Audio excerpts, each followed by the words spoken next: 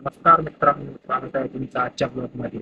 तर आज आपण राजकीय याबद्दल. हा जेव्हा छत्रपती शिवाजी महाराजांनी सत्कारांची चालू मला होता 1666 साली. तर याच्या मनात कसे विचार होते मी तुम्हाला सांगतो. एकदा तरी मला या शिवाजीने भेटायावं यावे अशी तजवीज मी करीत आहे. म्हणजे येता जाताना केव्हा तरी संधी साधून माझे हुशार लोक त्याचा नाश करतील. हा बादशहाचा बंदा लोकांच्या निंदादुस्तीकडे न पाहता बादशाही कार्य सत्य करण्यासाठी काही करण्यास तयार आहे. बादशहानं संमती दिली तर त्याच्या कुळाशी शरीर संबंध जोडण्याचे म्हणजे माझ्या मुलाला त्याची मुलगी करायचे बोलणे लावण्यास मी तयार आहे. त्याचे घराणे आणि जातकुळी माझ्यापेक्षा इतकी हीन आहे की आम्ही त्याचा स्पर्श झालेले अन्नही खाणार नाही. मग लग्न संबंधांची गोष्ट कशाला. त्याची मुलगी पकडून आणली गेली तरी मी तिला आपल्या जवान खाण्यातही ठेवणार नाही.